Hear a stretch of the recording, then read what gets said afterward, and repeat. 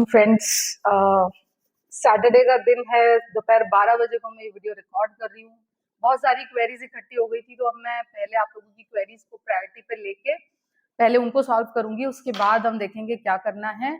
In between जो भी मैं आपको अपनी राय देती हूँ, उसको आप सिर्फ मेरी राय समझें, बाइंग और सेलिंग रिकमेंडेशंस ना समझें।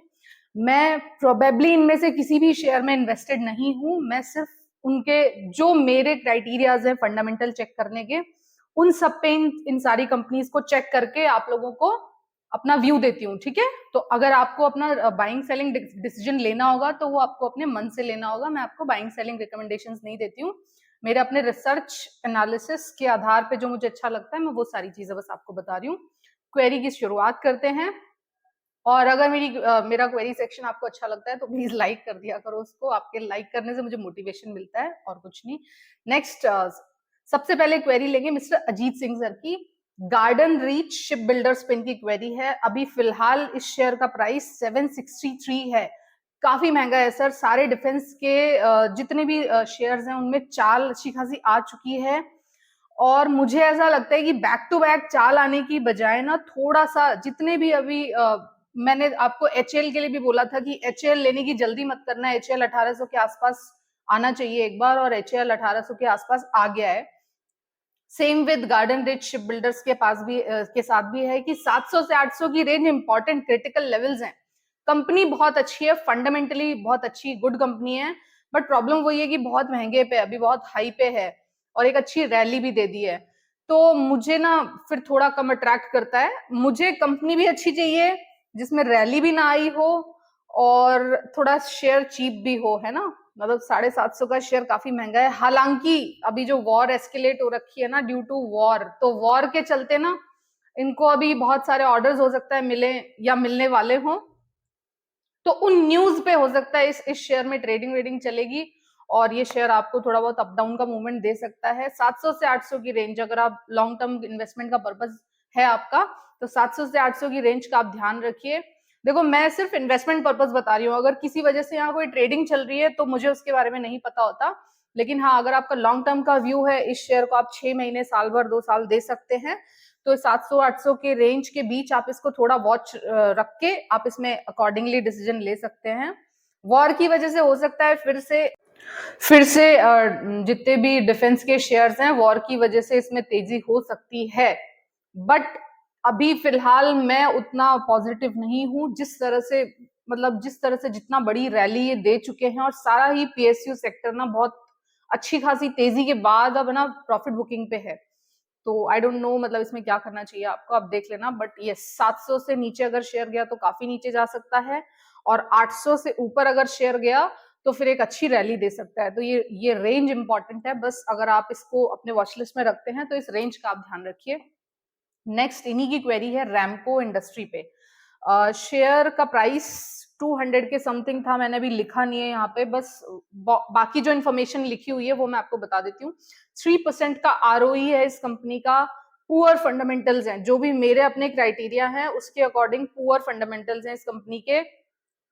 रही बात, 40% ऑलरेडी इस कंपनी को पब्लिक लेके बैठी हुई है। मतलब कि इस शेयर में जो चाल आई है ना, इतनी हैवी, इतनी अच्छी सी, तो उसका रीजन ये है कि इसमें ऑलरेडी बहुत दिनों से यहाँ पे ट्रेडिंग चल रही थी, और 40% इस कंपनी के मालिक ऑलरेडी पब्लिक बन चुकी है। ठीक है, cement, cotton yarn, spinning, computer software, मतलब बहुत सारा काम है इनका। देखो, सीमेंट कुछ स्पेशलाइज्ड टाइप का सीमेंट भी ये बनाते हैं। वैसे तो रामको इंडस्ट्री, हो सकता है रामको सीमेंट से कुछ कोरिलेशन हो इनका, तो ये सीमेंट का भी कुछ एक स्पेशलाइज्ड प्रोडक्ट बनाते हैं। फिर कॉटन यार्न स्पिनिंग करते हैं, कंप्यूटर सॉफ्टवेयर में भी ये काम कर रहे हैं। तो बहुत अजीब सा बिजनेस है, अजीब सा बिजनेस मॉडल है। मतलब क्लियर नहीं है बिजनेस इनका कि बिजनेस क्या करते हैं। तो मुझे इस तरह की कंपनीज पसंद नहीं आती। एटलीस्ट बिजनेस क्लियर होना चाहिए। या तो ये कॉटन यार्न करते, या ये सॉफ्टवेयर कंपनी होती, या ये सीमेंट की कंपनी होती, तो मैं इसको बेटर एनालाइज कर पाती। और 3% का कंपनी आरओई जनरेट करती है, तो आई डोंट नो। मतलब अगर फंडामेंटली बात करूं तो garden reach ship builders limited company fundamentally काफी अच्छी है। क्लियर कट पता है पीएसयू है, और डिफेंस इक्विपमेंट मैन्युफैक्चरिंग करेगी, और बिगेस्ट वॉरशिप बनाती है ये कंपनी, शिप बिल्डिंग करती है। तो उस according garden rich ship builders अच्छी है, सेफ कंपनी है for long term investment, but Ramco industry I don't no इसमें आपको क्या करना चाहिए। Next mister Rajendra Gupta, hello hi करके भेजते रहते हैं, हेलो सर। मिस्टर अभिरण डाइव 9452 मेरे नए मतलब व्यूअर हैं। अदिति रूनियार लगातार मेरे को देख रही हैं। मिस्टर मनीष मन्नू सर अच्छे अच्छे मैसेजेस करते हैं, और मिस्टर अरुण कुमार मेरे नए व्यूअर हैं। So I welcome you all on my platform. फिर नेक्स्ट मेरी क्वेरी होगी mister Negi family vlogs, I don't know इनका शायद कोई फैमिली व्लॉग चैनल होगा। तो ये मुझसे अतुल ऑटो के लिए पूछते हैं कि अतुल ऑटो में क्या ये बड़ा इन्वेस्टमेंट कर सकते हैं, मतलब इनको लॉन्ग टर्म इन्वेस्टमेंट का व्यू है। तो ये एक बात बता दूं सर, मैं उनका नाम नहीं ले पाऊंगी क्योंकि वो बहुत ही बड़े शेयर मार्केट एनालिस्ट हैं, और अतुल ऑटो में उनका एक बहुत बड़ा स्टेक है, और मैंने यूजुअली उनको अपने इंटरव्यूज में अतुल ऑटो के बारे में वो अतुल ऑटो की काफी पब्लिसिटी करते हुए मैंने उन्हें देखा है। तो शायद इसलिए आपको हो सकता है कि अतुल ऑटो काफी पसंद हो, लेकिन मैंने जब अतुल ऑटो के फंडामेंटल्स चेक किए तो पता चला कि प्लांट यूटिलाइजेशन इस वक्त केवल 25% है। मतलब प्लांट कैपेसिटी जो भी है ना, एक्चुअली ये बनाते हैं डीजल थ्री व्हीलर, और मुझे ऐसा लगता है अब इलेक्ट्रिक का जमाना है। सबसे पहले जो इलेक्ट्रिक व्हीकल्स जो साफ करेगा ना, वो करेगा डीजल थ्री व्हीलर्स को। जी हाँ, अगर आप अपने पास पास भी देख रहे हैं ना, तो अब डीजल थ्री व्हीलर ऑटोज कम हो गए हैं as compared to electric three wheelers. तो इस वजह से ये कंपनी का जो बिजनेस मॉडल ही खतरे में है पूरा, ठीक है। और यहाँ पे प्रमोटर केवल 42% बचा है, और इस क्वार्टर में जो गया क्वार्टर है इसमें 4% प्रमोटर ने अपना स्टेक सेल किया है। मतलब कि वो पब्लिक को चिपका रहा है, उनको लगता है कि हाँ ये वाला बिजनेस मॉडल अब उतना चलेगा नहीं जो ये डीजल थ्री व्हीलर्स वाला है। अतुल ऑटो मेजर वही बनाती है, और ऐसे में प्रमोटर धीरे धीरे करके अपने शेयर्स जनता को चिपका रहा है। जनता इसमें 57% की मालिक बन चुकी है, 42% शेयर अब इसका केवल प्रमोटर के पास बचा है। तो सर ऐसे मतलब स्लो डाइंग बिजनेस में आई डोंट फील कि लॉन्ग टर्म इन्वेस्टमेंट का व्यू आपको रखना चाहिए। छोटा मोटा कोई ट्रेड वेड बन रहा हो तो आप देख सकते हैं। प्लांट ऑलरेडी 25% यूटिलाइजेशन पे काम कर रहा है, that means diesel three wheelers की डिमांड कम हो रही है। अगर कुछ प्रोडक्ट केवल उस प्लांट कैपेसिटी का 25% बन रहा है, दैट मींस उस प्रोडक्ट की मांग कम हो रही है, खरीद कम रहे हैं लोग। अब क्या खरीद रहे हैं? इलेक्ट्रिक थ्री व्हीलर्स खरीद रहे हैं। तो ऐसे में अतुल ऑटो में जाके लॉन्ग टर्म इन्वेस्टर बनना आई डोंट फील कि ये गुड डिसीजन होगा। बाकी डिसीजन आपका होगा, बाइंग सेलिंग रिकमेंडेशन किसी भी तरह की है नहीं, ठीक है। 616 रुपए का ये शेयर है, बहुत ही हाई पे है ये शेयर एज कंपेयर टू इनका जो भी बिजनेस सेगमेंट है उसके अकॉर्डिंग, ठीक है। फिर भी देख लीजिए आप। नेक्स्ट मिस्टर मंजूर भट्ट सर की क्वेरी है, इनको 15 लाख रुपए लगाने हैं और इनको रॉकेट स्क्रिप्ट चाहिए। सर अगर ऐसी कुछ रॉकेट स्क्रिप्ट किसी को भी पता होती ना, और मतलब मैं आपसे पूछ सकती हूँ कि सर आप मुझे बता दो, रॉकेट वॉकेट कुछ नहीं होता यहाँ पे लक बाय चांस की बात है। कब कौन सी कंपनी, देखो सबसे पहला रूल तो ये कि फंडामेंटली गुड स्टॉक्स में इन्वेस्ट करके चलना चाहिए। रॉकेट वॉकेट शेयर के चक्कर में आप लोग पड़ोगे ना तो प्रोबेबली गलत स्क्रिप्ट्स में भी फंस सकते हो आप फॉर लॉन्ग टर्म, ठीक है। हाँ, किसी शेयर में चाल है, किसी शेयर में कोई शेयर किसी वजह से रॉकेट बना हुआ है, तो उसमें चुपचाप करके बैठे रहना चाहिए। मतलब मुझे ऐसा लगता है कि केवल राइड एंजॉय करनी चाहिए। और अगर हम इस तरह से रॉकेट स्क्रिप्ट्स ढूंढने जाएंगे ना मार्केट में तो धोखा हो सकता है। यहाँ पे कोशिश कीजिए फंडामेंटली गुड कंपनीज में एक अच्छा इन्वेस्टमेंट अपॉर्चुनिटी तलाशने की। ये तो है समझदारी वाला तरीका, मतलब कि आपको एक एफडी और म्यूचुअल फंड से बेहतर रिटर्न्स 15 से 20% के आसपास का रिटर्न आपके पोर्टफोलियो पे मिल जाए, वो बेस्ट होता है यहाँ शेयर मार्केट में। अगर आप एवरी सिंगल डे आप सोचोगे कि आपको कोई रॉकेट स्क्रिप्ट मिलेगी ना, तो मोर प्रोबेबिलिटी है कि आप जाके ट्रेडिंग, एफएनओ या फिर इस तरह की चीजों में फंसोगे। और जहां पे आप खोजते रहोगे ना, ऑपरेटर तो बैठा है आप लोगों को ऑपरेट कराने के लिए, वो जबरदस्ती की न्यूज पंप करके और आप लोगों को वो शेयर्स बेकार कंपनी के डंप करने की कोशिश करता है। तो इस वाली मेंटालिटी से आपको बाहर आना चाहिए कि रॉकेट स्क्रिप्ट्स कुछ नहीं होता सर। मतलब it's very very hard to detect कि आपको कोई रॉकेट, हाँ ये आपका लक है कि बाय चांस किसी शेयर में बहुत तेजी है और आप उस शेयर का पार्ट हैं, तो just try to enjoy the rides. हम क्या करते हैं यूजुअली कि जब भी कोई स्क्रिप्ट रॉकेट बनती है तो हम उसमें से जल्दी से पैसा बाहर निकाल लेते हैं, बजाय कि उसमें रुक के वो राइड एंजॉय करने के, ठीक है। और एवरी अदर सिंगल डे हम सिर्फ रॉकेट स्क्रिप्ट्स खोजते रहते हैं, लेकिन किसी भी शेयर में लॉन्ग टर्म थोड़ा टिक के बैठना पसंद नहीं करते। तो ट्राई टू की चीजों के साथ लॉन्ग टर्म इन्वेस्टमेंट का पर्पस रखिए, व्यू रखिए, और रॉकेट स्क्रिप्ट खोजने की कोशिश ना करें, एक्चुअली होता नहीं है रॉकेट स्क्रिप्ट जैसी कोई चीजें। नेक्स्ट मिस्टर पंकज भद्राल सर की क्वेरी है, ये Tata Motors for long term पूछ रहे हैं। तो सर टाटा मोटर्स 600 के सपोर्ट लेवल्स के साथ में मुझे ऐसा लगता है कि शायद होल्ड कर जाए, क्योंकि जिस तरह से अभी इसमें ये 600 का सपोर्ट लेवल मेंटेन कर रहा है। मैं देख रही थी इस शेयर को, एक टाटा मोटर्स में मैंने एक बार बहुत अच्छा ट्रेड लिया हुआ है। फर्स्ट मतलब जब ये वाली जो ये रैली थी टाटा मोटर्स की, ये मैंने मिस कर दी थी, जो अभी ये 350 से चल के और अभी ये 650 आया था। लेकिन इससे पहले वाली रैली का मैं पार्ट थी, जिसमें मैंने 310 रुपए पे टाटा मोटर्स पे एंट्री की थी और 495 पे मैंने टाटा मोटर्स पे एग्जिट कर लिया था।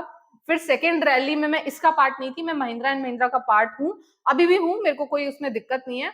लेकिन हाँ, 600 के सपोर्ट लेवल्स के साथ अब मुझे टाटा मोटर्स अच्छा लगता है। अगर 600 का सपोर्ट लेवल मेंटेन किया ना, तो टाटा मोटर अच्छी एक रैली दे सकता है यहाँ से, ठीक है। इलेक्ट्रिक व्हीकल्स, बहुत सारी चीजें हैं, और भी बहुत सारी चीजें हैं काफी टाइम से।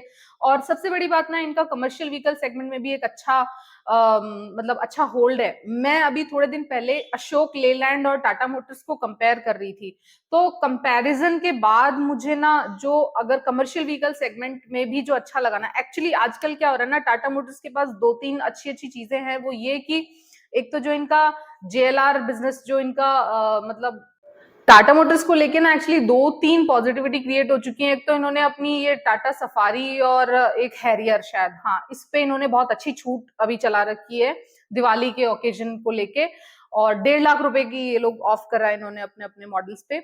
और उसके साथ ही कमर्शियल व्हीकल सेगमेंट में भी ये टॉपर हैं, और भी बहुत सारी इनके पास अभी इलेक्ट्रिक व्हीकल्स में तो टॉप प्लेयर है ही।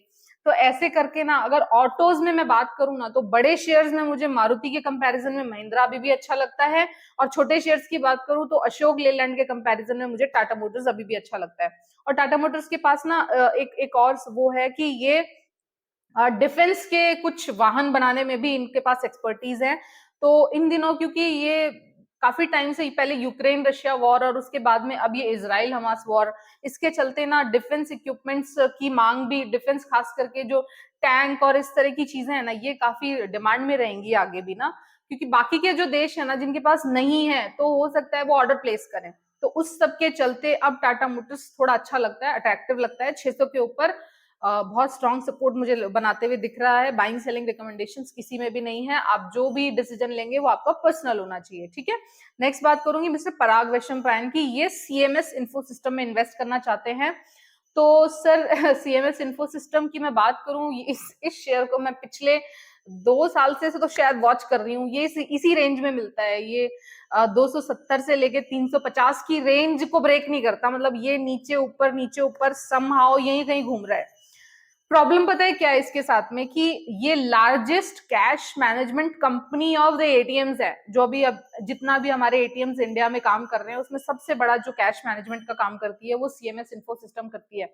मैंने 1-2 साल पहले इस कंपनी को देखा था, अच्छी लगी थी। बट अगर मैं वैसे बताऊं ना, जैसे जैसे डिजिटलाइजेशन, मतलब digital money, digital rupee, Paytm, ये सारी चीजों का चलन बढ़ेगा ना, तो कैश बिजनेस कम होने वाला है आगे। अगर 2-3 देखो, किसी भी कंपनी में ना, अगर आपको लॉन्ग टर्म इन्वेस्टमेंट का व्यू चाहिए, तो या तो उसमें कोई शॉर्ट टर्म, मतलब अगले 2-3 महीने, 6 महीने, साल भर में कुछ अपॉर्चुनिटी क्रिएट हो रही हो। जैसे कि मैं बोलती हूँ, ऑटो का टाइम है अभी, आपके पास कोई ना कोई ऑटो स्टॉक होना चाहिए, ठीक है। उसी तरह से मैं अगर इस एटीएम की बात बोलूं, तो एटीएम मशीन और कैश का चलन धीरे धीरे धीरे धीरे ना इंडिया में अब कम होगा। लोग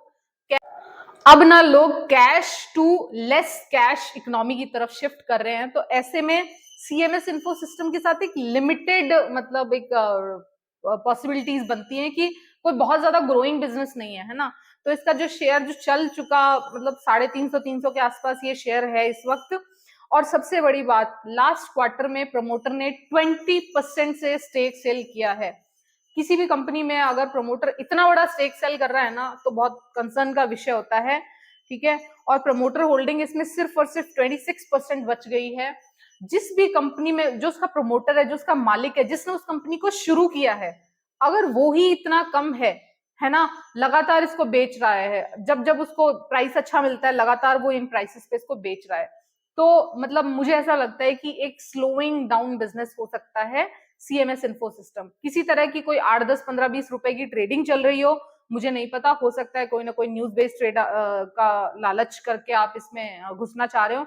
मैंने अपना long term perspective, investment perspective बताया है कि एक स्लोइंग डाउन बिजनेस है। कैश मैनेजमेंट इन एटीएम्स अब उतना कोई यूज ही नहीं कर रहा। जिसको भी पैसा ट्रांसफर करना होता है ना, लोग ज्यादातर ऑनलाइन मनी यूज करते हैं, ज्यादातर पेटीएम का यूज कर रहे हैं। हाँ, पेटीएम मुझे अच्छा लगता है। पेटीएम ने जिस तरह से लॉस रिकवर किया है ना, उस तरह से अब मुझे लगता है कि आगे आने वाले समय में पेटीएम अच्छा करेगा। बट शेयर बहुत महंगा है, अभी 1000 रुपए का शेयर है, पहले थोड़ा और सेटल डाउन होने दो। काफी कुछ इन्होंने इंप्रूवमेंट किया है अपने बिजनेस में। तो Paytm is as compared to, मैं बिजनेस मॉडल की बात कर रही हूँ, मैं शेयर्स की बात नहीं कर रही हूँ। सीएमएस इन्फो सिस्टम का बिजनेस स्लोइंग डाउन है और पेटीएम का बिजनेस थोड़ा सा उसको अभी मार्जिन मिलेगा, अच्छा चलेगा अभी, ठीक है। तो अकॉर्डिंगली सबसे पहले अगर किसी भी कंपनी में आप लॉन्ग टर्म इन्वेस्टमेंट का व्यू बना रहे हैं ना, सबसे पहले उस कंपनी का बिजनेस मॉडल सर्च करने की कोशिश करो कि वो कंपनी काम क्या कर रही है, क्या उसका प्रोडक्ट चलने वाला है कि नहीं चलने वाला है। शेयर अपने आप चलेगा, अगर कंपनी का बिजनेस चलेगा तो शेयर अपने आप चलेगा, कंपनी को काम मिलेगा तो शेयर अपने आप चलेगा, कंपनी को प्रॉफिट होगा तो शेयर अपने आप चलेगा, ठीक है। केवल किसी भी शेयर में कोई मूवमेंट देख के आप उसमें घुसने की कोशिश करोगे ना, बिना कंपनी के फंडामेंटल्स चेक किए, प्रॉब्लम हो सकती है, बस यही कहूंगी। सो आई होप आपको मेरी क्वेरी सेक्शन अच्छा लगा है। अच्छा लगा है तो प्लीज लाइक करके जाना। बस इतना ही होगा आज का क्वेरी सेक्शन, ठीक है। So thank you so much for listening. Have a good day, good night, take care, tata, bye bye.